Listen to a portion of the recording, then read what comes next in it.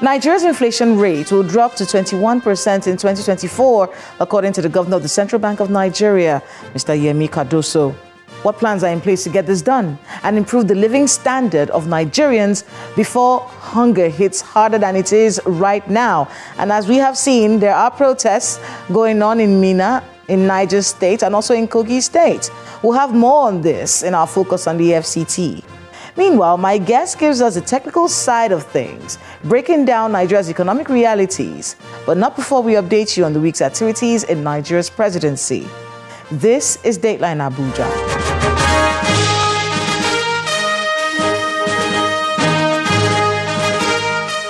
Hello and welcome to Dateline Abuja. I am Kayla Megwa. Let's begin with a rundown of this week in Nigeria's seat of power. President Bola Tinubu is promising to ensure the provision of decent and affordable housing for Nigerians. He made the promise during the groundbreaking for Renewed Hope City in the Kasana district of the Federal Capital Territory. I pledge to Nigeria, my country, being faithful and committed to the economic development and prosperity of every one of you. We are given a little trust, but we build on that trust to assure you today, tomorrow, and day after of prosperity that we can create. Putting housing and the oblique corner of our vision is not the right thing. The best thing we are doing now is putting housing on the front burner of our needs. A bill to establish an agency that will regulate the activities of local and international civil society organizations has been stepped down in the House of Representatives. This came after members kicked against the possibility of gagging civil society organizations. Meanwhile, the House is asking the government to put on hold any proposed plan to recall the heads of chancery from Nigeria's foreign missions abroad. The Ministry of Agriculture and Food Security has been directed to immediately release about 42,000 metric tons of maize, millet and other commodities in their strategic reserves as the federal government takes steps to ensure that food becomes more readily available to Nigerians. The Minister of Information and National Orientation, Mohammed Idris, disclosed this in the State House after a meeting of the Presidential Committee on Emergency Food Intervention. The whole idea of this is to crash the cost of these food items. And these are measures that will happen immediately if it becomes absolutely necessary as an interim measure on the short run to also import some of these commodities immediately so that these commodities can be made available to Nigerians immediately within the next couple of weeks. And the House of Representatives is set to convene a national security summit, which will come up with far-reaching recommendations that will help to end the lingering security issues in the country. The Speaker of the House of Representatives, Mr. Abbas Tajuddin, told a World Press Conference at the National Assembly that the current spate of kidnappings, terrorism and banditry in the country is unacceptable, and the Parliament is ready to work with the executive to ensure that Nigerians are safe in their country. While recognizing and commending the patriotic and courageous efforts of our security agencies, we must have the courage to effect changes where necessary. These are among the issues that the forthcoming Legislative Security Summit will address. The governor of the Central Bank of Nigeria, Mr. Onyekpere, is assuring that inflation is expected to decline this year to 21.1%. He stated this during an interaction with the Joint Senate Committee on Finance, Banking, Insurance and Financial Institutions in Abuja.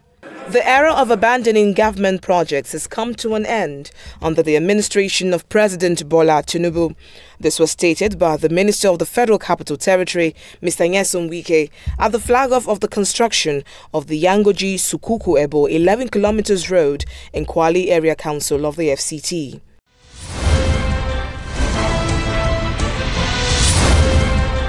Welcome back. During the week, we saw protests in Niger State and other parts of the country. Locals voiced their frustrations about their tough living conditions due to the high cost of living. It started with a group of women blocking the Minabida Road at Pakungu roundabout. Soon, the protest grew, and according to reports, the Niger State Police Command arrested a woman called Aisha Jibrin, who's believed to have led what they're calling a violent protest, alongside 22 others. Reports also say that they have been released now. But that's a topic for another day. This week, in response to these cries, the men who run Nigeria's economy have been having several engagements on how to make things better. Please watch this. Nigeria's ailing economy and the impact it has had on the cost of food and services is in focus, especially after the protests in Minna, Niger State over the issue, awakening fears that protests like this could be replicated across the country. Members of the House of Representatives are dedicating this plenary to addressing Nigeria's economic woes and has in attendance the Minister of Finance, Budget and National Planning, the CBN Governor and the Federal Inland Revenue Service Chairman. 31st December. The debate is kicked off by the Deputy Speaker. We're going to start with the FIRS, and after that we'll have the CBN. And after the CBN, we have the Minister of Budget and Economic Planning, and thereafter, we'll have the Minister of Finance. One after the other, the invited guests speak on the state of the economy from their various perspectives. What we need to do is to re-strategize within to make sure that we bring more people into tax net. So without increasing the tax rate, that will be able to meet the targets. And that is what has led to us restructuring the way we want to do it today in federal land revenue. Prior to this time, we used to have the group, being grouped in tax form, like VAT, you have stamp duty, you have all these segments by function. For us to be able to meet this target, with the approval of Honorable Minister of Finance, we structure, and then we move from that functional unit to customer-centric unit. The concerns regarding the cost of living and currency rates remain. Indeed, this is the major topic of concern in our villages, our towns, and our cities. The urgency of the matter is not lost on us at the Central Bank, and I really want to assure you that we're working tirelessly with colleagues from across government, including with the leadership of this House, to bring lasting solutions. We are not going to take the easy way out. And more than that, the budget provided more money, both on nominal and in real terms, than has ever been provided in the priority sectors: defense and security, infrastructure, agriculture, as well as innovative funds that have been created, that have been provided for, that are enablers of economic activity. A 100 billion naira National Agricultural Fund, a consumer credit fund that we believe will be catalytic in promoting domestic manufacturing. Where we are as a nation economically is a much, much better place than we were on the 29th of May, 2023.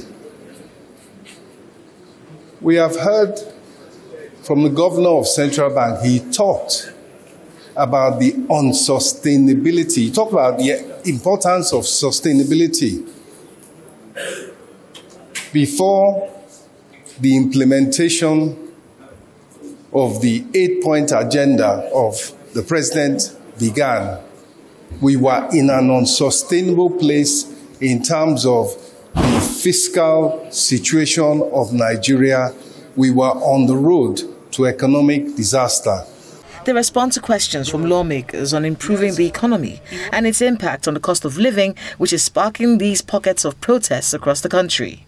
A lot of the measures that have been rolled out to turn the very challenging situation around are beginning to yield fruit. They are beginning to yield fruit. You find that, and I said this in my presentation, the liquidity of the foreign exchange market for quite a while has been less than satisfactory, as a result of which the central bank has rolled out certain policies to ease that. Number one road to salvation is getting crude oil exports up. It is God-given. The price is at $80, $77-$80. You can't get much higher than that. In the days when we had $100 billion of revenue, the oil price wasn't that high, but production was at 2.2 million barrels. You can do the mathematics. In short, our easiest and quickest route to a better living standard for all Nigerians in the short term is raising oil production, oil exports, oil sales, bringing in foreign exchange. At the presidential villa, President Bola Tinubu has directed that food intervention be provided by the federal government to check the shortage of food in the country. The Minister of Information and National Orientation, Mohammed Idris, disclosed this to State House correspondents after a meeting of the Presidential Committee on Emergency Food Intervention. He notes that the government is concerned about what Nigerians are going through, especially after that protest in Minna, Niger State, and says they are taking steps to ensure Nigerians get some relief. The president has directed that government needs to step in to stem this tide. Government will not fold its arms and see the way Nigerians are suffering in terms of the availability of these food items. Now, some of these will involve unlocking the food that are available in most of the storage facilities around the country. You know that the Federal Ministry of Agriculture has some food reserve that is going to be made available to Nigerians.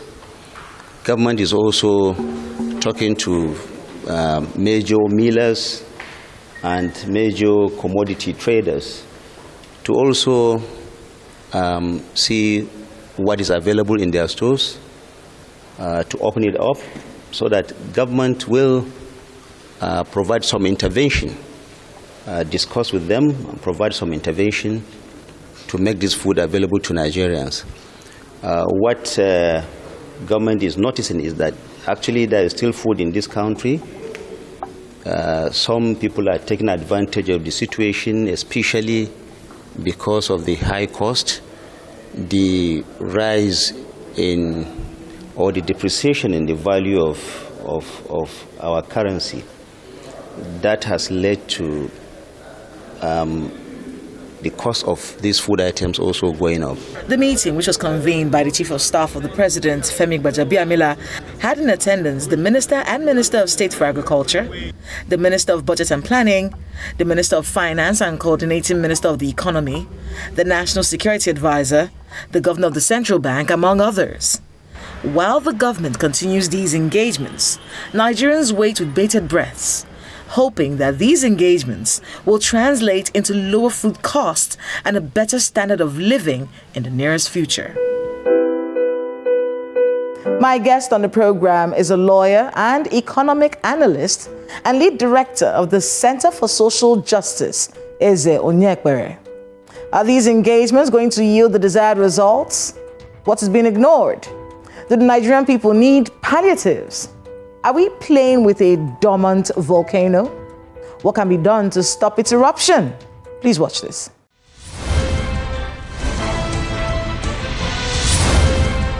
Mr. Onyekpere, welcome to Dateline Abuja. My pleasure. We've had conversations about Nigeria's economy, especially in hard times, and you've been someone who's been very vocal about what should be done. So I want to be able to get your take on these engagements that we're seeing from the federal government on how to ensure food security in the country and some of the solutions that they are coming up with. What do you make of these engagements? Are they going to give us the desired results? Well, my understanding of what is happening in the area of food is about a whole package of policy measures, the reform, so to say, that's been introduced by the Tinubu administration. It is not about setting up a committee. It is about rejigging the entire economic policy framework and the way we are implementing some of these policies. So it's not just a knee-jerk reaction to say you are setting up a committee. What's the committee going to do? Even if you open up your reserves, how hungry Nigerians are today, in the next 1 month, that reserves will be empty. Mr. President was reckless in introducing these two policies without sitting down on a table with some experts and doing the necessary projections. If you remove fuel subsidy, what happens thereafter? You add about over 400 naira to the price of fuel. What happens to inflation? What happens to the salaries and wages of workers? What happens to the cost of living? And when you're able to do your simulations and projections to say, this is likely to be the reaction, and then you say, what are we going to do to mitigate these risks and these challenges that will face the whole nation? You now design mitigation strategies and efforts. So as you are announcing, oh, subsidy is gone, you're also announcing the policy frameworks, the activities, the interventions that will follow it down the line. In fact, there should have been pre-intervention activities, policy frameworks by government, and then the post, so that we don't get caught up in this kind of model we have today, where we're all scratching our head to say, oh, the food prices of food is hitting the roof.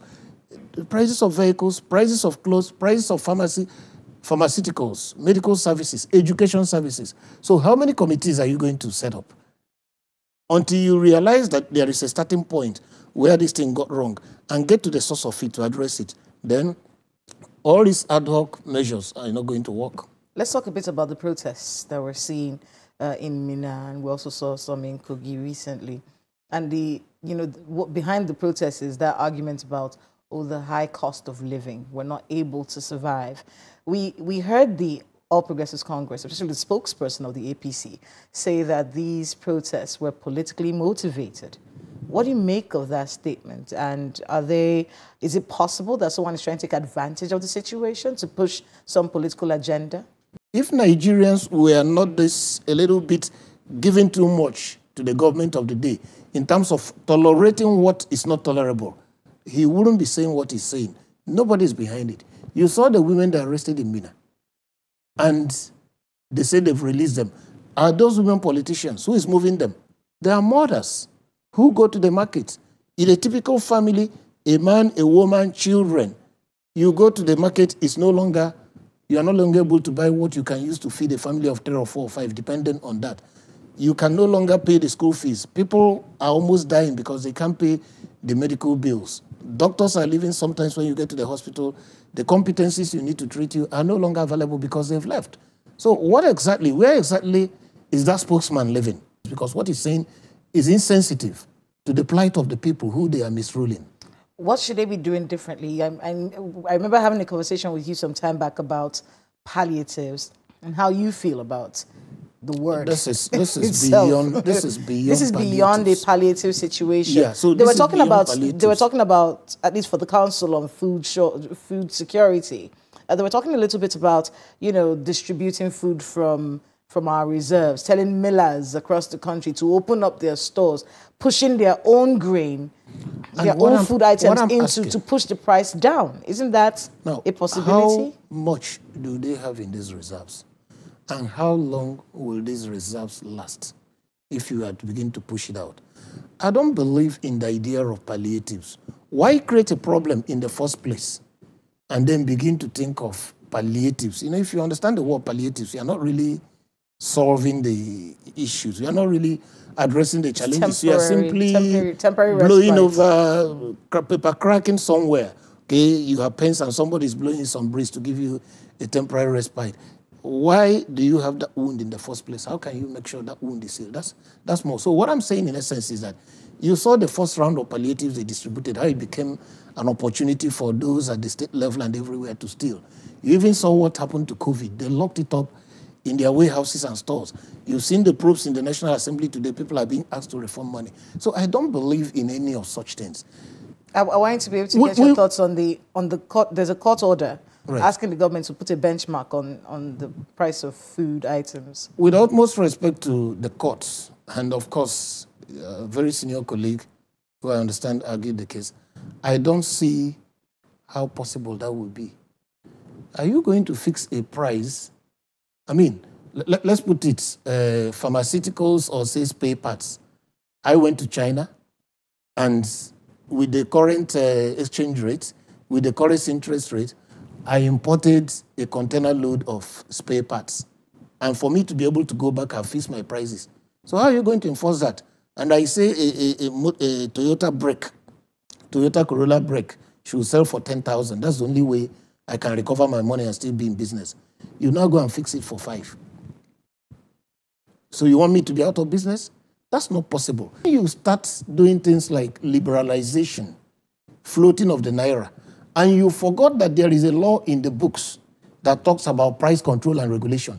That should have been one of the laws to be repealed, either shortly before you announce the policy or as soon thereafter, because you cannot reconcile price control and regulation with, regulation and floating and liberalization. They are irreconcilable. Before we let you go, time is fast spent. I wanted to get your thoughts on what the CBN governor said about reducing inflation and giving it a benchmark, giving it a timeline, really, for the year, reducing it to 21%. Is that something that can be done with the situation we have on ground? I think the CBN governor seems to be in a dream. He needs to wake up. He knows that what he's saying is impossible. He knows somehow he's trying to mislead Nigerians. What have you done to increase the supply of foreign exchange so that we don't end up having dollar selling for 1617 in the next 3-4 weeks? If it sells for 1617, the people who are going to import the goods to bring it to Nigeria, how are they going to make it? If, the price of petroleum continues reflecting the market rate, how are you going to rein in inflation? And we are still talking about ways and means. You are putting money not supported by value into the economy, and you are talking about reducing inflation. For heaven's sake, who are we deceiving? It's not possible it's not feasible. It's not possible for now, no matter whatever grammar or diagrams or theatrics is doing. That's not possible. And if he says it's possible, I want to be happily surprised to see inflation crash down to 21%. I'll be so happy. I want to thank you so much, Mr. Onyekpere, for being with us here on Dateline Abuja, and good luck with all the work you have ahead of you. Thank you.